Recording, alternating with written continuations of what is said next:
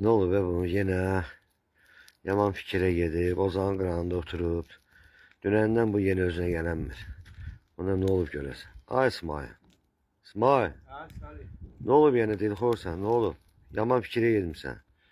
Dilxor deyiləm Salih, başıma dönürüm. Ne olub bəs? İçimi yandırır. Çölüm özgenim. Niyə? Ben başıma dönürüm.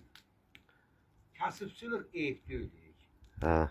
Kasıpçılık eyip değil. Bizim atalarımız, babalarımız kasıpçılıktan şikayet edemiyorlar. Ha. Ama öyledir ki kasıpçılığın bir tane pis cihazı koydu ki yüreğimizden, kalbimizden kesenleri doğmalarımızı alıp vere bilmirik. Ne olub axı? Esas kurban olanım. Qohum adam var, imkanlı qohum adam var. Aha. Uşağına az günü geçirir. Allah Mən də çağırır. Laf yaxşı, ne olub ki? İndi fikir məni götürüb ki, mən bədbax, ora nə alım aparım? Mən nə qədər, oraya imkanlı insanlar gələcəkdir. Yaxşı hədiyələr alıb gətirəcəklər.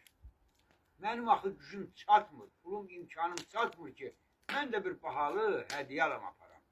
Kimin ad günündür?